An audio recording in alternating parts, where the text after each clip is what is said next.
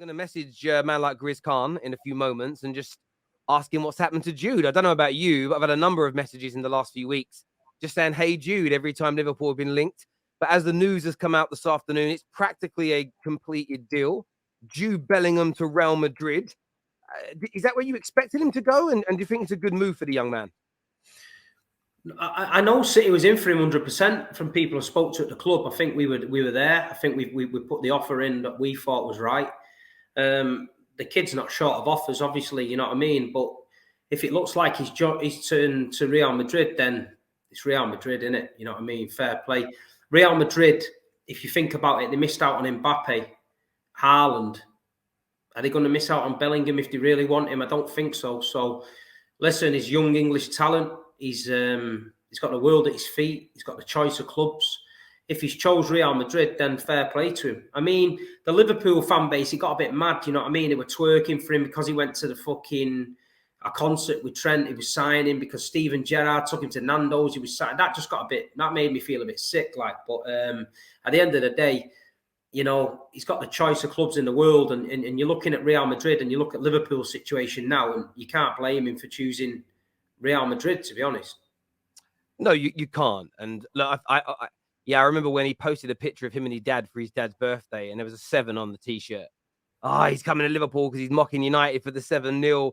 And I thought to myself, come on now. Like, there can't be a sensible Liverpool fan on planet Earth who believed that for a single second. When I knew the writing was on the wall for Liverpool was when the club came out via the media and said, it's too much money. The narrative of we need 3, not 1 midfielder. But you've always needed 2 or 3 new midfielders, and you always knew the price of Jude Bellingham. You always knew it was going to be north of £100 million.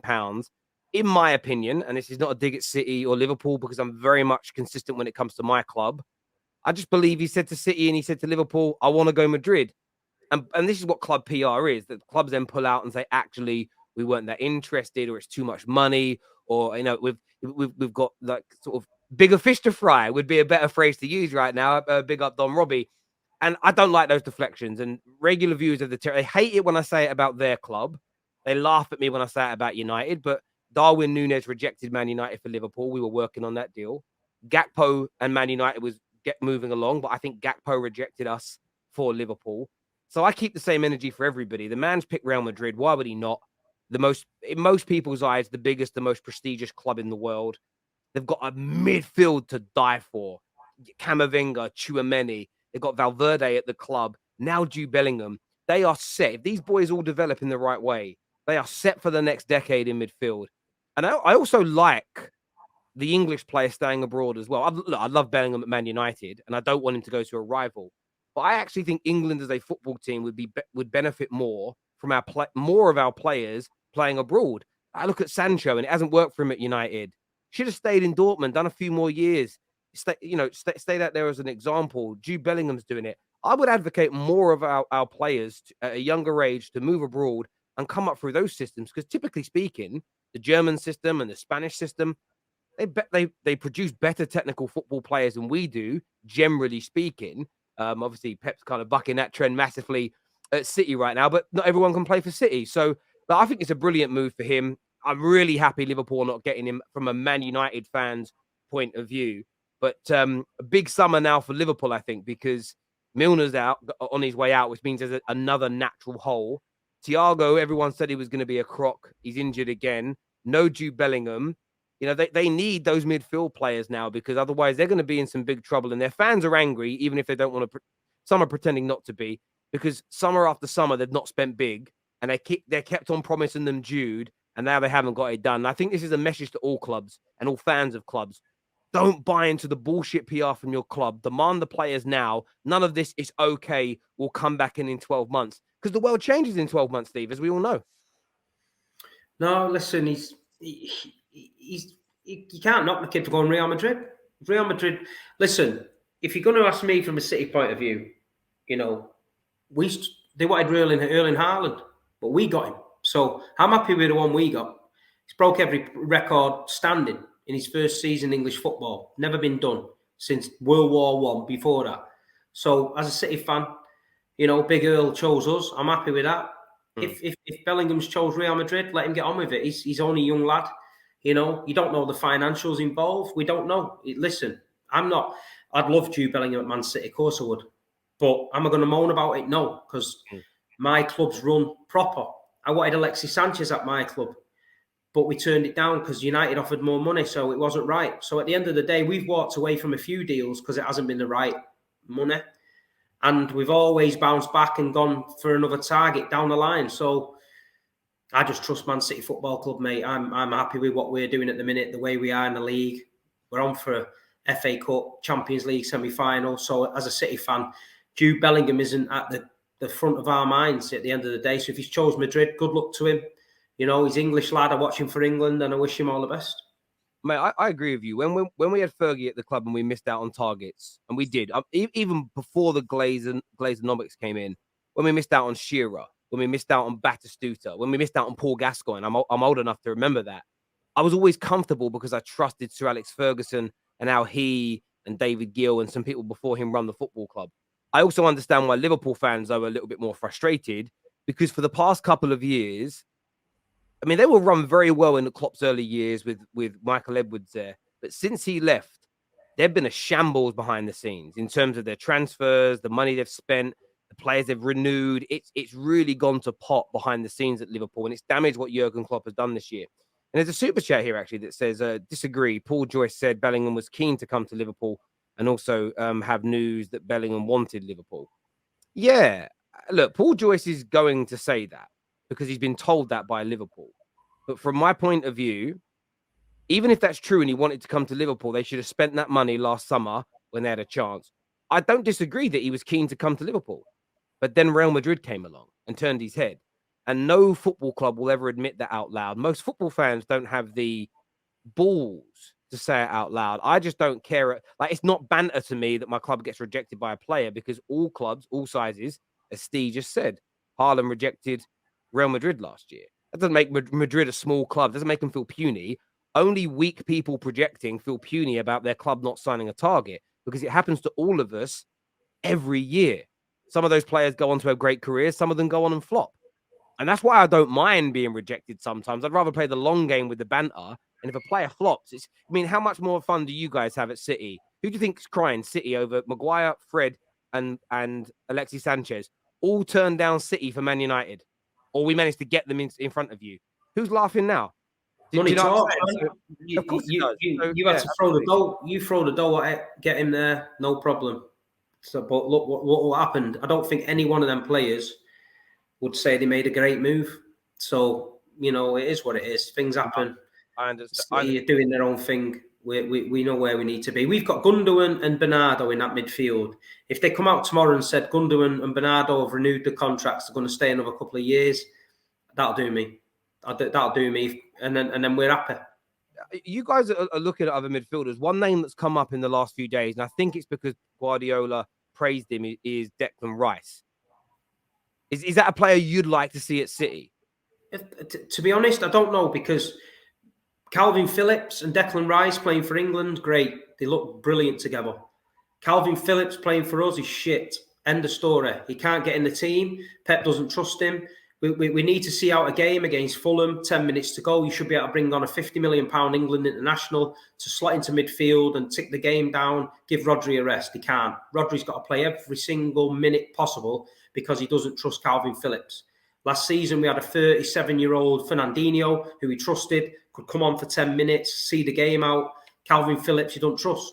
Now, I spoke about this on my own show, on my own channel, whether is it a case of do we give Calvin another year and he beds in and because we all know the Pep system's tough, or is it like we made a mistake, let's move him on? If we was to maybe sign Declan Rice for Calvin Phillips and money, then I think we're getting a better player than Phillips. But I don't know if Declan Rice is the answer because he's not better than Rodri. He would never be as good as Rodri, in my opinion. So we need someone that's going to maybe a bit of different kind of midfielder to Rodri. Maybe like with Jude, where you can pick the ball up and drive with it and see that pass. Rodri, the amount of times Erling Haaland makes a run in front of him and you think, give him the ball. But Rodri just can't do that. He's not that player. Kevin De Bruyne, he finds him. Rodri, no.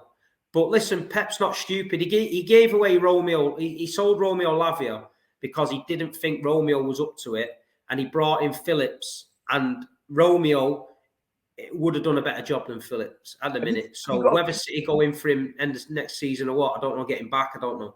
I did read that you had a buyback clause for Lavia.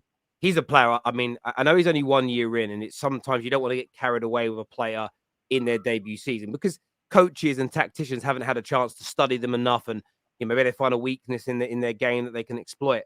But he looks serious. He's a player that I'd like United to look at in terms of bolstering our midfields. But I do look at this Jude deal and think it's going to have a knock-on effect, though. And I think if City go in for Declan Rice, it does the same thing. I think Arsenal have agreed these terms with him, whether it's indirectly or directly. I don't really care for the semantics. I hate all this. Personal terms will be no problem. Or why would there be no problem? Because they fucking agreed them. Just say they're agreed. Like, no one cares if you're right or wrong in the end. Like, real football fans don't care. But if you guys go in for him with Jude Bellingham going to Madrid, I think it slowly starts to increase the price of all these really talented young midfield players. If Chelsea sign Lavia that they're linked to really early in the window, as an example, if McAllister goes to Liverpool. How much did Chelsea pay for Fernandes? Enzo Fernandez, I want to say it's about 120 million. But looking at him last night, it's not worth 120 quid. So, that's all we need to say about that. There's a lot of good talent around Europe. If you don't panic and shit yourself and throw money at it, you can get bargains. Yeah, 121 million he costs. And what we've seen in the Premier League at the minute, is he worth that? No. But no, I hear you saying that, but this is the thing. What someone's worth and what clubs are forced into paying for one reason or another. And I think that as more of these players get purchased, they become more scarce. When there's scarcity, prices go up. And I'm intrigued to see what happens with Declan Rice now, because Arsenal have been in this position before where players want to join them. They've agreed the personal terms. They're flirting with the club. But then the price of the player starts to go up, or another team comes in and starts bidding and pushing that price up. And Arsenal don't quite get it done. And I think that's going to be the nervousness for Arsenal fans now. If Man United get new owners, which I think is going to happen, whether it's Sajim or whether it's the Qataris, either are going to spend money. Like, I want the Qataris, but I still think Sajim would spend a lot of money. It's going to be really interesting to see where he goes. And I do agree with you, by the way. He won't be as good as Rodri. I think Rodri is ridiculously good. But I also think Declan Rice wants to play in a different position. Declan Rice has spoke a lot about wanting to be more forward, drive forward more, play nearer the opponent's box rather than being a DM. I don't see the goals in him, though. I don't see that dynamic in him. I see Jude playing for Dortmund in England, and he gets forward a lot. He's in the box a lot. He's creating chances, and that Declan, especially for England, he's always side to side and backwards, very safe. And whether if he went to City or maybe United or Arsenal, maybe he could get that freedom. I know West Ham's a different kettle of fish; they're under a lot of pressure. I know he's a good player, but he's definitely got to move from there this season to get his potential fulfilled for me. Yeah. No, I agree with you. And I think when it comes to signing for City, there's such big expectations on that move for him, because it's City. You're at the top of the tree in England. You may be at the top of the tree in Europe and England combined by the end of this season. You do get a little bit of time to bed in. You absolutely do. But the expectation is massively higher, and you don't get that much time. Pep Guardiola, what I love about him, there's no sentimentality in that man at all, really. He'll say something emotional when Aguero retires, but he knows he can replace him. He doesn't do what we've seen Arteta do in the last few games, where should have dropped some players that have done him well this season, but he's almost like, no, you've done me well, I'm going to stick by you. There's no way, after the two results against Liverpool and West Ham, that Partey would start for Pep. Pep would have made a change. Does that make sense? And I think that's why when you sign for City, you've got to be able to handle that pressure. You may get a year to bed in. You might get that. If it's as bad as Calvin Phillips' first year, he's gone in the summer, in my opinion. And he did that in his first 2 years at the club with you guys, if I'm not mistaken. The guys that absolutely stunk the house out, they're almost gone within a year, within two. So, yeah, big pressure on him. I think Declan Rice to Arsenal is the right move for him. Chelsea are a mess. There's no point going there. It's going to take years. I think there's maybe a little bit too much pressure when it comes to City with who you're replacing and who you're next to. But I feel like at Arsenal, he'll be their best midfield player. So there's almost a different feel to that. But we'll see what happens and how much it costs. But it's going to be going to be a lot of money. It's going to be a hell of a lot of money. I do want to ask you a little bit as well. Actually, sorry, the super chat I want to do. It says, well, we all know what is going to happen. A moment's silence for the Scousers at Anfield. Well, there is breaking news right now as well from Fabrizio Romano saying that Liverpool are in advanced negotiations on the players' side to sign Alexis McAllister, and have presented their project to the player and are confident they can sign the player. Costing a deal with Brighton won't be an issue. So there is, I mean, the fact that news has come out straight after this Bellingham one, again, I'm not saying it's PR per se, but it's like, right, fans will be angry. Let's get the McAllister news out there straight away. If you've got a football brain and half a brain, you can see that shit happening. Yeah. When United got rid of Ronaldo, when they sold him, within fucking 24 hours, the Glazers made a statement saying we're looking at options to sell Man United, and all the minions went yes, and all went running around and giddy as fuck. So the fact that your biggest legend fucked off and said that your jacuzzi stunk of shit, and he found Eric Jemba's underpants in his locker, that just went under the carpet. So that is how people, these young football fans with no brains, think these days, and that's what they do. They move on to the next story and get excited. And that's all that's happened today. Liverpool get linked here and there. Fabrizio's on a top whack from football agents and clubs to spin shit. You know what I mean? If you want something spinning under the carpet, pay Fabrizio 500-600 quid and tell him to drop a tweet out there that you're interested in him, and it soon gets washed away. We're not daft. No, listen, I hear where you're coming from completely. And the thing is, when I say same as what you're saying, it is PR, but it's strategic. So I'm not allowed to mention his name because he works because he got an NDA, but he told me, and he works with us at Snack Media. He's actually left now. He's gone on to a very, very good job, I think, with an NBA company, and he was one of the chief press officers at one of the top 6 clubs.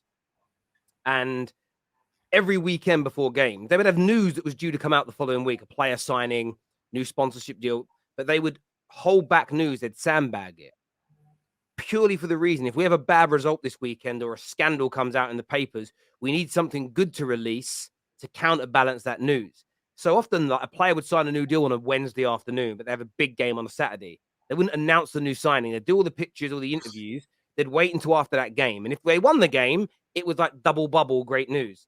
He said, but if we had a bad result, lost 3-0, fans were angry, you give it a day, and then you release that a player loved by the club has signed a new deal. The clubs are doing this all the time. So, and that's why for me, I get annoyed at football fans who get suckered in by it. Listen, the news could be real, but it's like, don't let it take your eye off of actual issues that are going on. You know what I mean? And I think that the club fans need to be far more on the neck of their clubs when things aren't going well, because I think we're a little bit too sort of lackadaisical at times with that. I do agree with you, mate.